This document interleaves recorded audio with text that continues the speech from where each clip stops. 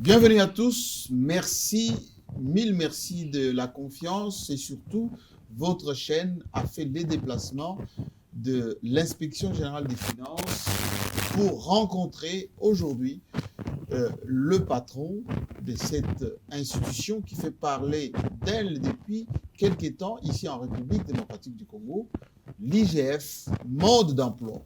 Aujourd'hui, nous allons faire une émission essentiellement pédagogique pour d'abord faire connaissance avec cette institution dont on parle énormément, pour savoir d'abord, quelles sont les missions de l'IGF d'abord. Ensuite, comment ça fonctionne, quelles sont ses attributions.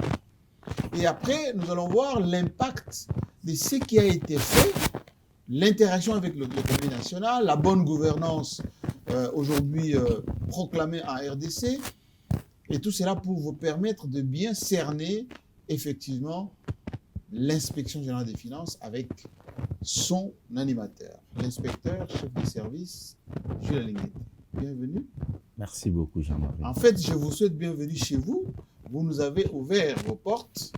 Et nous sommes bienvenue à l'émission, peut-être. Voilà, dans mon émission, mais oui, dans vos installations, que nous avons remarqué des très bonnes factures. Hein. Félicitations d'abord. Aujourd'hui, nous sommes venus ici parce qu'on parle beaucoup de l'IGF, on parle beaucoup de vous, en bien d'ailleurs, mais beaucoup de Congolais doivent savoir d'abord. L'IGF d'abord, c'est quoi? Ensuite, j'aimerais savoir, l'IGF comme organe de contrôle au niveau des finances publiques. Les missions qui vous ont confiées par d'abord la loi et comment vous fonctionnez. Les attributions réelles, le mode opératoire, comment vous fonctionnez. J'aimerais que vous commenciez par le commencement. Ça fait plusieurs années que l'IGF a été mis en place, mais depuis votre installation ici en tant que patron, on parle de plus en plus d'IGF. C'est quoi d'abord l'IGF? L'IGF, merci beaucoup Jean-Marie. L'IGF, c'est l'Inspection Générale des Finances. Il s'agit d'un service public doté d'une autonomie administrative et financière et relevant de l'autorité directe du président de la République. L'Inspection Générale des Finances, IGF, a été créée le 15 septembre 1987, donc ça fait 36 ans aujourd'hui que ce service est opérationnel, mais l'Inspection Générale des Finances, créée le 15 septembre 1987, l'a été sur les cendres de l'ancienne direction de l'Inspection des Finances. Il y avait une direction de l'Inspection des Finances qui était une direction relevant du secrétariat général au ministère des Finances, direction créée en 1969. Donc cette direction a évolué pour que 18 ans après, donc en 87, à la demande du Fonds monétaire international dans le cadre de son programme d'ajustement structurel, la direction de l'inspection des finances du ministère des Finances a été élevée au rang d'une inspection générale des finances. Et dans son évolution depuis 1987, l'inspection générale des finances a été tour à tour rattachée au début à l'autorité directe des ministres ayant les finances dans ses attributions pour qu'en 2009, les législateurs aient décidé de rattacher ces services à l'autorité directe du président de la République, et c'est là pour lui donner beaucoup plus d'efficacité dans le contrôle des finances publiques. Ça, c'est l'inspection générale des finances. Et je dois ajouter que dans le cadre de la redynamisation des organes de contrôle, redynamisation décrétée par son Excellence, Monsieur le Président de la République, chef de l'État, Félix-Antoine Tshisekedi Tshilombo, depuis son avènement au pouvoir, l'inspection générale des finances est le fils aîné des services de contrôle. Fils aîné, dites-vous. Oui, des fils aînés des services de contrôle sur qui le chef de l'État a tout d'abord jeté son dévolu pour matérialiser la redynamisation.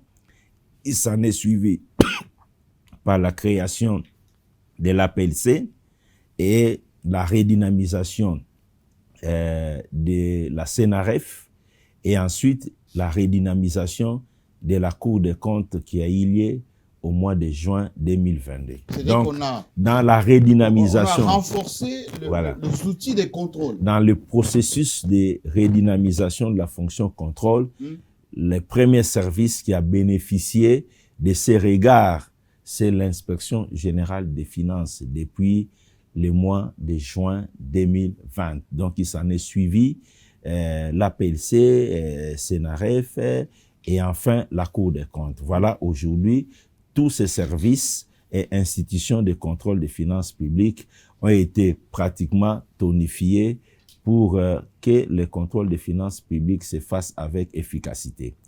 Pour mieux comprendre les attributions de l'Inspection générale des finances et ses missions, je pense qu'il est important que je puisse vous expliquer tout d'abord les contrôles des finances publiques.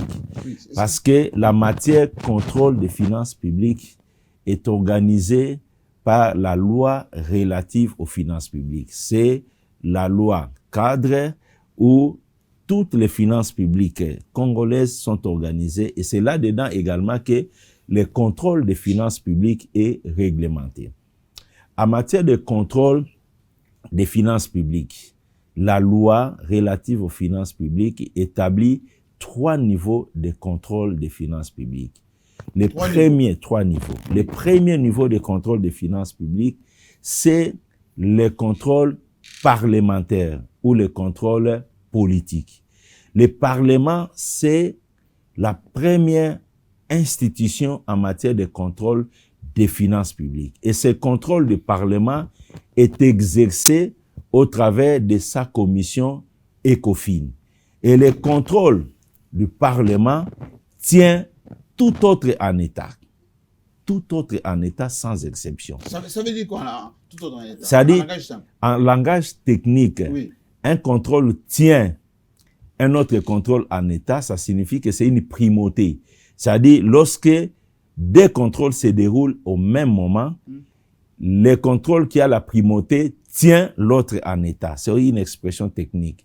Donc, le contrôle parlementaire ou le contrôle politique est le premier contrôle institué dans la loi relative aux finances publiques comme contrôle des finances publiques congolaises. Pas l'ECOFIN. Et ce contrôle est exercé par l'ECOFIN. Le deuxième contrôle, c'est le contrôle juridictionnel qui est exercé par la Cour des comptes.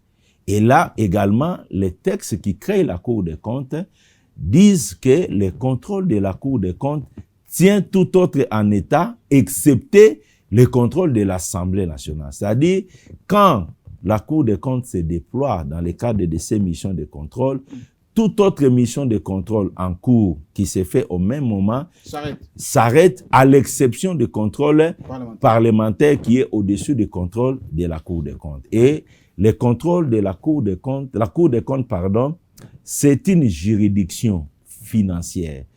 C'est pour ça qu'on l'appelle cour. Au sein de la Cour des comptes, il y a un parquet, il y a les auditeurs. Troisième niveau de contrôle, c'est le contrôle administratif. Le contrôle administratif, c'est le contrôle de l'administration sur ses propres services. Et ce contrôle administratif est exercé en primauté par l'Inspection générale des finances. Et c'est là où vous êtes. Et voilà. Donc, les textes de l'Inspection générale des finances disent par conséquent que sur le plan administratif, le contrôle de l'Inspection générale des finances tient tout autre en État. Mais lorsque le contrôle de l'Inspection générale des finances se déroule et qu'il y a le contrôle de la Cour des comptes ou le contrôle du Parlement qui sont des contrôles placés au-dessus des contrôles de l'Inspection générale des finances, dont le contrôle de l'Inspection générale des finances est tenu en État. Ça, c'est tout d'abord l'organisation des contrôles des finances publiques congolaises. Alors, il faudra ajouter une deuxième notion, c'est la notion de type de contrôle. En matière de finances publiques, nous avons 3 types de contrôles qui sont exercés sur les finances publiques. Il y a les contrôles a posteriori, les contrôles concomitants et les contrôles a priori. Ces trois types de contrôles se définissent par rapport au moment où le contrôle est exercé en rapport avec les actes de gestion qui sont posés. Un contrôle a posteriori, c'est un contrôle qui se fait généralement pour une période passée. En termes techniques, nous appelons un exercice clos, où le gestionnaire a eu à présenter les rapports de gestion ou les états financiers et les organes de contrôle viennent vérifier ces états financiers, viennent faire les contrôles sur ces états financiers pour découvrir soit les détournements, soit les mauvais actes de gestion qui ont été posés, les irrégularités, les fautes de gestion, la corruption et toutes les antivaleurs que nous réprimons dans le cadre de contrôle des finances publiques. Donc ça, c'est un contrôle a posteriori, un contrôle qui s'est fait après que les actes de gestion aient posé, le gestionnaire ait produit un rapport de gestion ou les états financiers, et ce sont ces documents qui sont soumis au contrôle des organes de contrôle.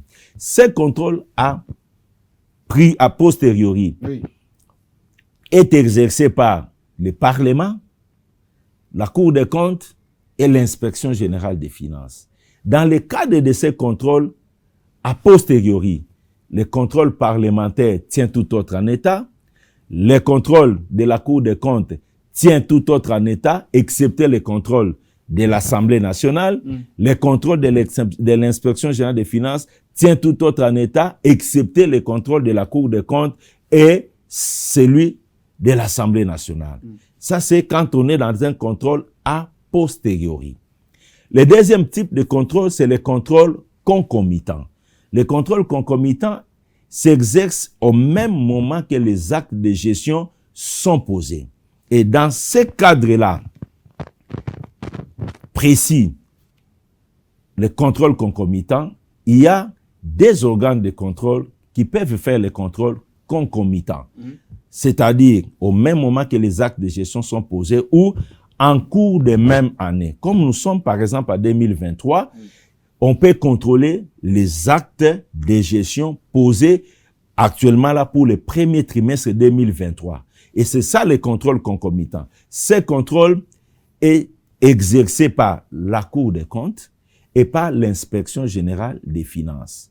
Le contrôle concomitant. Pas par des du Parlement. Non, c'est exercé par la Cour des comptes ou par l'Inspection générale des finances. Quand la Cour des comptes exerce ça, c'est ce que la Cour des comptes appelle la veille budgétaire. Et l'Inspection générale des finances aussi peut faire les contrôles concomitants en cours d'année pendant que les actes de gestion sont posés. Et quand les deux contrôles se rencontrent sur la même matière, le contrôle de la Cour des comptes a primauté. On quitte les contrôles concomitants, on va au contrôle a priori. Le contrôle a priori, c'est le contrôle qui s'exerce avant qu'un acte de gestion soit posé. Donc, c'est un contrôle qui s'exerce sur les instruments prévisionnels de gestion. Tout organe de gestion est obligé tout d'abord de détenir ou de mettre en place les instruments prévisionnels.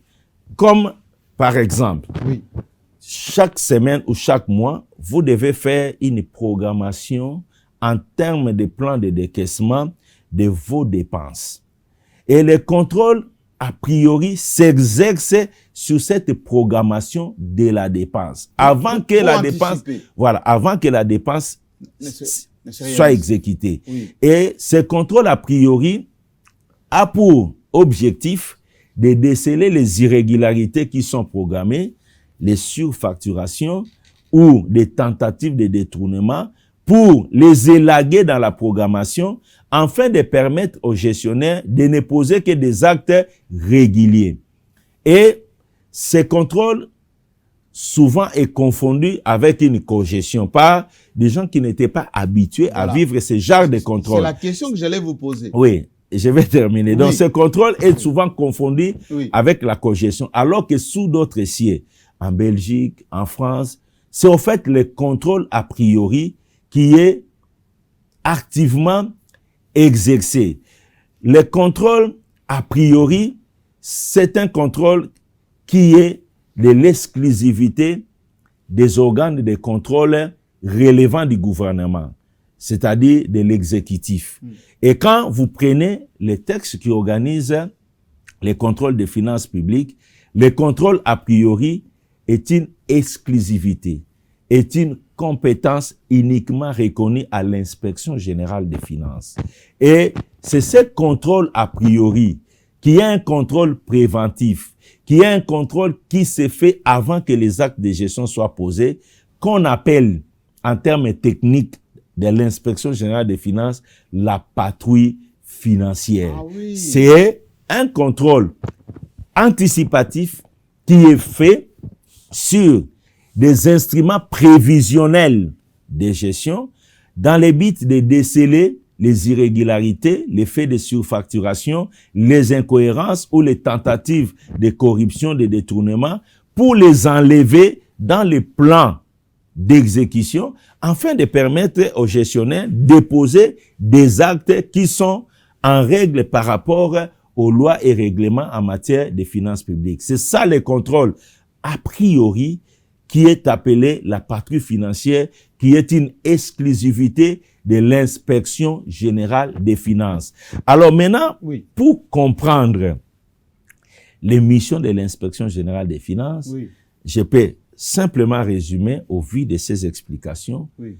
que l'inspection générale des finances est un service public ayant reçu la mission de procéder au contrôle des finances publiques, spécifiquement les contrôles a posteriori, les contrôles concomitants et les contrôles a priori.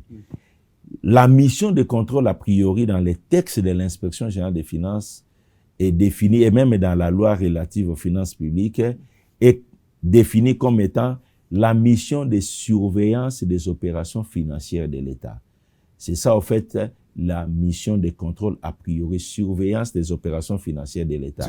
Parce que patrouille, voilà, la patrouille financière. Parce que la surveillance implique quelqu'un qui est posté à un endroit donné et il veille à ce que les bévues ne puissent pas se commettre. C'est ça le surveillant. C'est comme cette photo-là. Oui, c'est ça le surveillant. Voilà. Vous voyez, c'est que nous suivons à la maison. Oui. Moi, j'ai trouvé cette photo qui m'a beaucoup impressionné. Vous avez ici l'inspection générale des finances qui regarde les gestionnaires et le président de la République, lui, il a la carte de la RDC. Ça veut dire l'a priori là que vous faites, la patrouille financière, empêche ces messieurs de faire ces gestes-là que tu es en train de faire pour permettre à celui qui a les Congo de bien les gérer. Oui, c'est ça, en fait. Vous avez compris. Donc, je voudrais terminer en disant, Oui. l'inspection générale des finances, c'est un service supérieur de contrôle des finances publiques sur le plan administratif. Il a reçu la mission de procéder au contrôle des finances publiques d'une manière a priori, concomitante ou a posteriori. Voilà brièvement ce que je Alors, peux vous dire. j'aimerais savoir maintenant. Au-delà Oui. de ça, l'inspection générale des finances déroule son contrôle sur la dépense publique du gouvernement central, des provinces, des entités décentralisées. L'inspection générale des finances déroule ses contrôles a posteriori, à concomitant ou a priori dans des établissements publics, les entreprises du portefeuille de l'État, tous les services publics. L'inspection générale des finances a aussi reçu une mission spécifique, celle de procéder à la contre-vérification fiscale auprès des opérateurs économiques, tant publics que privés, en matière de paiement des droits de l'État. C'est-à-dire, en matière de paiement des droits de l'État, les régies financières sont tout d'abord les premiers qui interviennent pour s'assurer que les droits de l'État ont été correctement payés par les assujettis, publics ou privés. Et l'inspection générale des finances a reçu la mission de contre-vérification, c'est-à-dire si il y a des dénonciations que la manière dont les régies financières ont collecté les fonds auprès des assujettis privés ou publics, pour le compte du Trésor, cette manière-là est émaillée des faits de fraude. L'inspection générale des finances a reçu compétence d'aller vers l'administration fiscale ainsi que les assujettis privés ou publics concernés pour vérifier et rétablir l'État dans ce droit. C'est ça ce qu'on appelle les missions de contre-vérification fiscale, qui est également une mission confiée à l'inspection générale des finances que le Parlement n'a pas, que la Cour des comptes n'a pas. Vous avez des pouvoirs étendus, c'est ce que j'allais comprendre là. Bon, c'est les législateurs. C'est-à-dire qu'on vous a même donné mandat d'aller veiller aux intérêts de l'État chez les privés. Oui, c'est-à-dire quand les privés ont payé les impôts. Oui. Et ce n'est pas fait dans les règles chez les régies l'administration fiscale intervient. Vous pouvez contre-vérifier. Les notes, quand les privés ont payé les impôts, le premier travail que l'État fait est fait par les administrations fiscales. La DGI, la DGRAD ou la douane. Ils interviennent pour vérifier si les paiements tels que faits par les assujettis publics ou privés reflètent la réalité de leur activité économique. Donc, ces administrations peuvent redresser le niveau des impôts payés par les assujettis. Alors, si en dépit de ça, il y a des dénonciations qui tombent, que le travail qui a été fait par les administrations fiscales, la DGI et tout, n'est pas rassurant, et que cette dénonciation est vérifiée par l'inspection générale des finances et jugée fondée, l'inspection générale des finances est en droit, de par ses prérogatives, de refaire le travail de la vérification, de descendre auprès des assujettis concernés et de l'administration fiscale pour refaire le travail et rétablir l'État dans ses droits. C'est ce qu'on appelle les missions de contre-vérification fiscale. Alors, je vais maintenant savoir, et surtout ceux qui nous suivent maintenant, évaluer l'impact de cette régionalisation des services de contrôle des finances publiques. Quel est l'apport? Qu'est-ce que ça va donner de plus? Contrôle a posteriori, contrôle concomitant et a priori, plus ce pouvoir étendu pour savoir si on a payé correctement ou pas. Voilà, ce qu'il faut tout d'abord retenir, c'est les rôles du contrôle dans un environnement économico-financier. C'est ce qu'il faut tout d'abord comprendre. On ne peut pas parler de la bonne gouvernance lorsqu'il n'y a pas de contrôle. La bonne gouvernance a comme un des piliers essentiels, c'est un contrôle efficace.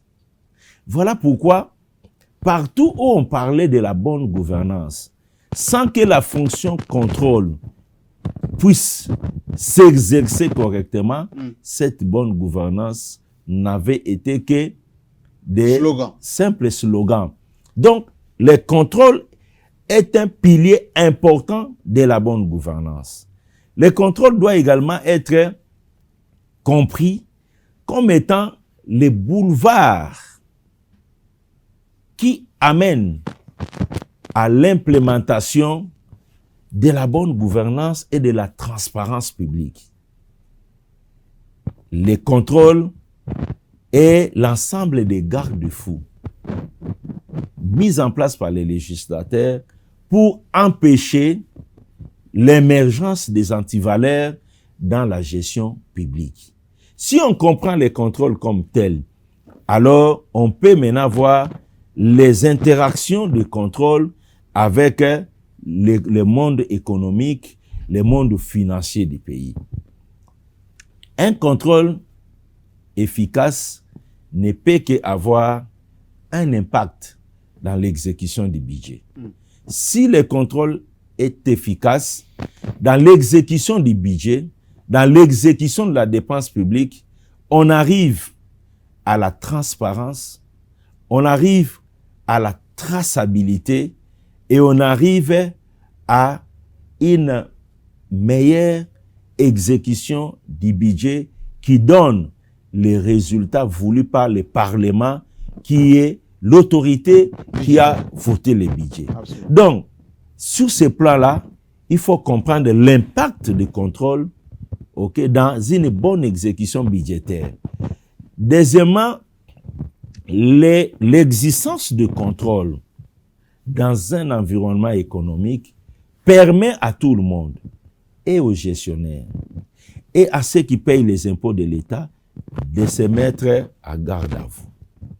Ce qui fait que quand le contrôle est exercé avec intégrité, avec efficacité, avec fermeté, chacun, quand il pose les actes, le gestionnaire, il pose les actes, il réfléchit, le contrôle existe dans cet environnement. Si cet acte est contrôlé, quel est le jugement qu'on fera vis-à-vis de moi? Celui qui paye les impôts, Oui. quand le contrôle est efficace, il se dit, au moment où je suis en train de payer cet impôt, si demain, on vient revérifier les comptes, quels seraient les résultats? Quelles seraient les conséquences? Parce que quand on revérifie les comptes de quelqu'un qui a payé les impôts et qui a fraude, il y a des fortes pénalités qui sont instituées, qui sont mises en place par les législateurs pour pénaliser les fraudeurs. Dans ce cadre-là, quand les contrôles s'élèvent, quand les contrôles existent, même celui qui paye l'impôt, il y réfléchit beaucoup de fois pour s'adonner à des actes de fraude. Donc, il faut comprendre par là que le contrôle a un impact réel sur la bonne exécution du budget de l'État, aussi bien en dépenses qu'en recettes. Donc, le contrôle peut influer sur les dépenses en amenant la transparence, la traçabilité, en évitant des surfacturations, des corruptions, des faux marchés, bref, amener à une bonne gouvernance publique. Le contrôle peut influer sur l'exécution du budget en recettes, amenant ce qui amène les recettes de l'État en payant les impôts, les droits et taxes, à se mettre en règle et par conséquent permettre à l'État de mobiliser davantage les moyens. Voilà pourquoi nous, l'Inspection générale des finances, dans le cadre des missions de patrouille financière, du côté de la dépense, nous veillons au niveau de la chaîne de la dépense publique, au niveau du ministère du budget, nous veillons à ce que tous les documents en rapport avec les dépenses publiques qui passent dans la chaîne de la dépense, que ces documents-là puissent être réguliers, qu'il n'y ait pas de surfacturation, que les lignes budgétaires existent, que la transparence soit là. Voilà pourquoi du côté de la recette, nous déclenchons les missions d'encadrement des régies où régulièrement, toute l'année, nous sommes dans les régies financières pour surveiller les opérations de recouvrement des droits de l'État. De manière à ce que ces opérations-là de recouvrement qui sont exercées par les régies financières puissent donner les résultats attendus par l'autorité budgétaire. Voilà, donc, compris de cette manière-là, le contrôle a pour effet d'entraîner dans une économie la transparence, la bonne gouvernance, la bonne exécution du budget de l'État et le recadrage de beaucoup de paramètres économiques. Voilà un peu les rôles du contrôle. Merci beaucoup. J'aimerais qu'on termine dans cette émission très pédagogique par le côté, on va dire, dérangeant de l'IGF. Pourquoi on a peur de vous? Pourquoi on a peur de vous? Et pourquoi vous faites partie des structures qui, aujourd'hui, encouragent ou motivent la mobilisation des recettes? Bon, je ne sais pas si les gens ont peur de nous. Si. Les gens doivent avoir peur tout d'abord des lois et règlements de la République. À l'Inspection générale des finances, quand nous avions reçu la mission du chef de l'État de renforcer le contrôle des finances publiques, nous avions reçu les instructions de fermeté, d'intégrité, mais de courtoisie. Voilà pourquoi, depuis 2020, nous avions fait montre à l'Inspection générale des finances d'une fermeté sans faille, d'une intégrité et aussi de courtoisie dans le déroulement de nos missions. Vous ne pouvez pas exercer les missions de contrôle si vous n'avez pas d'intégrité. Vous ne pouvez pas exercer les missions de contrôle si vous n'avez pas de fermeté. Parce que le dérapage, il est dans tout le monde. Les hommes s'arrêtent, réfléchissent face aux gendarmes, face au contrôle. Alors il faudra que les gendarmes, revêtis de l'autorité publique pour faire respecter les lois, revêtis de l'autorité publique pour recadrer les gestionnaires, il faudra que les gendarmes lui-même puissent être sérieux, qu'ils puissent faire montre d'intégrité, de fermeté dans les missions qui lui sont confiées par la République. Donc, depuis 2020, parmi les éléments que nous avions eu à faire à l'Inspection générale des finances, c'est motiver nos troupes, prêcher sur la fermeté et l'intégrité, suivre nos troupes sur le terrain et, au vu des irrégularités que nous avions eu à constater, tout faire pour que la rigueur de la loi soit appliquée.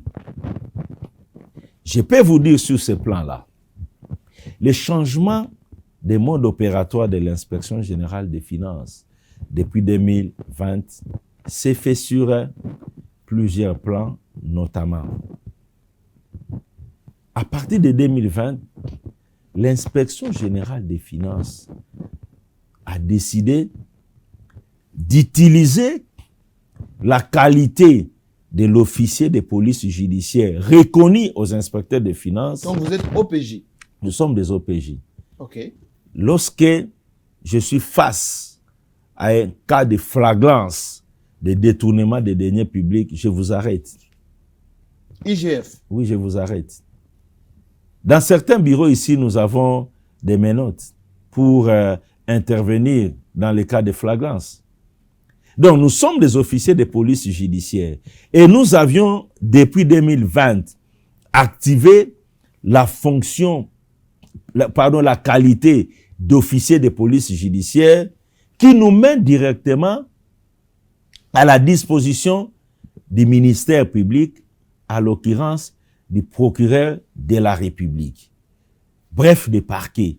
Lorsque nous terminons une mission, nous constatons les faits de détournement, des présomptions de détournement, nous saisissons directement les ministères publics pour demander qu'une action judiciaire soit déclenchée à l'encontre des auteurs des antivaleurs.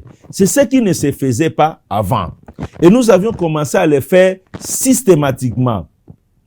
Deuxième élément, depuis 2020, nous avions pris l'option de commencer à publier les rapports de l'Inspection générale des finances. Donc vous publiez les rapports? Nous publions les rapports de l'Inspection générale des finances pour dissuader les auteurs des antivaleurs à reculer et pour aussi informer la population propriétaire des deniers publics de la manière dont les gestionnaires publics ont géré les fonds publics.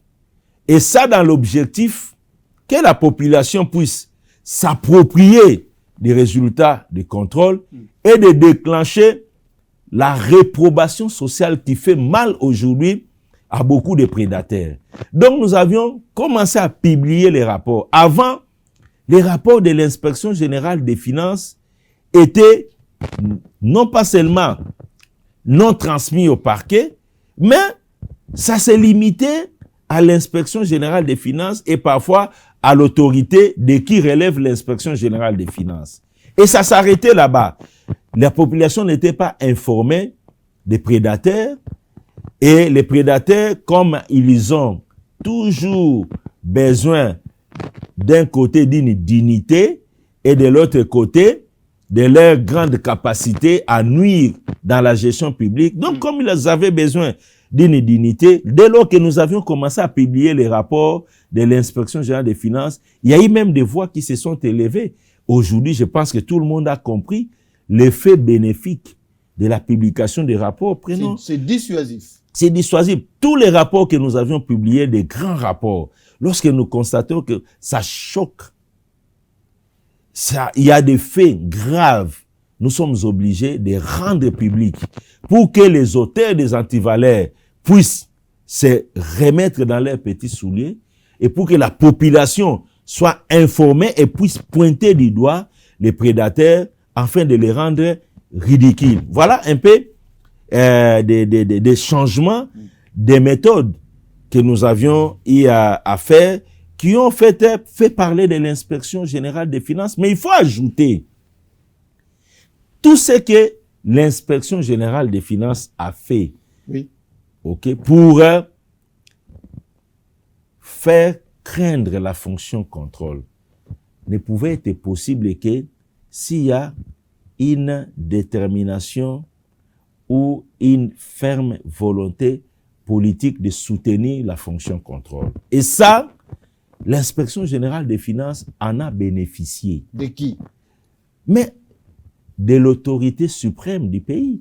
L'inspection générale des finances a bénéficié et continue de bénéficier d'un appui ferme, sans faille, de son Excellence, Monsieur le Président de la République, chef de l'État, dans le cadre de la répression des antivaleurs.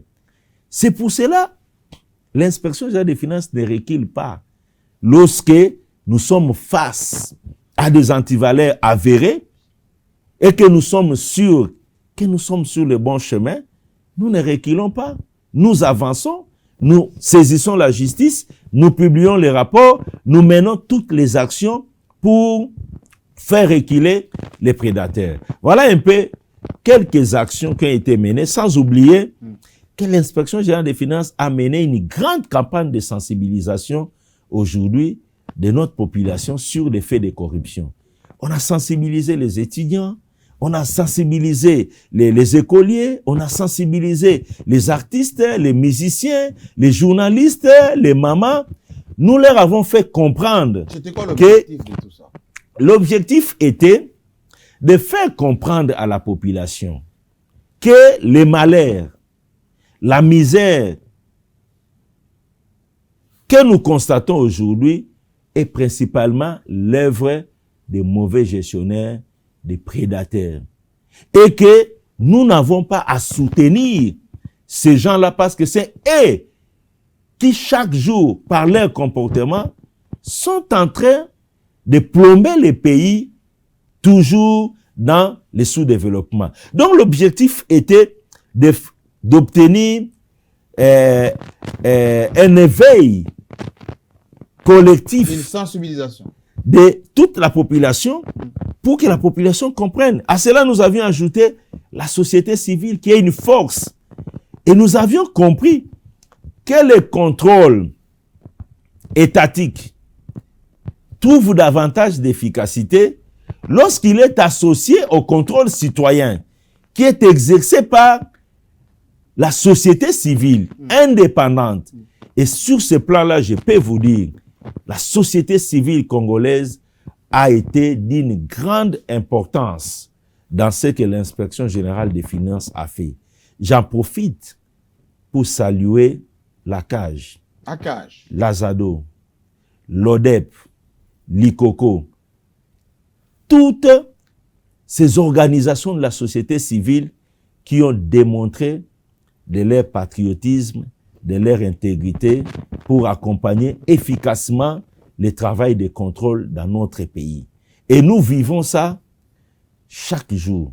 Donc voilà autant de mécanismes, hein, sans oublier qu'il fallait également conditionner les inspecteurs à aller à ce travail de contrôle. Vous savez, la corruption, les antivaleurs, la fraude, c'est comme une maladie incurable. C'est comme les cancers. Parfois, quand vous contrôlez, vous ne maîtrisez pas les ramifications de la prédation. Vous ne maîtrisez pas les ramifications de la prédation. Nous avions travaillé pour améliorer les conditions de travail des inspecteurs des finances, les motiver, pour les sensibiliser. les protéger des tentations. Oui, les sensibiliser au rôle qu'ils devaient jouer pour remettre la dignité à notre pays, pour éradiquer progressivement la corruption, les détournements, les antivaleurs. Donc, sur ce plan-là, j'ai dit aussi un grand merci à tous les corps des inspecteurs des finances, particulièrement les inspecteurs généraux qui se sont investis en 2020 au commencement de cette grand travail de redynamisation, de la fonction contrôle pour donner les meilleurs d'eux-mêmes. Il s'en est suivi les nouveaux inspecteurs qui ont été recrutés en 2020 et en 2021 qui sont venus dans le même esprit et qui se sont mis au travail aujourd'hui, un travail qui fait vraiment parler de lui, un travail qui donne les résultats. Tout ça, il fallait conditionner. Et pour y arriver, il faut à tout moment sensibiliser les troupes, se réunir, fixer les objectifs, parler, encadrer, et pour qu'on arrive au résultat. Voilà un peu de changement de méthode qu'il y a eu. Merci beaucoup, monsieur l'inspecteur général. Vous avez vu que je suis aujourd'hui assidu. J'ai écouté, et avec vous d'ailleurs, cette initiation à l'IGF, je peux bien le dire comme ceci, une pédagogie dont maîtrise l'inspecteur général chef des services. Ça va vous permettre d'appréhender la quintessence de l'IGF. Prochainement, on va parler des sujets, on va parler de ces enquêtes, on va parler de ce que parle l'opinion. Mais aujourd'hui, c'était essentiellement pédagogique pour que chacun fasse sa religion de l'IGF. Merci à vous. Merci beaucoup, Jean-Marie. Et à la prochaine fois. Merci.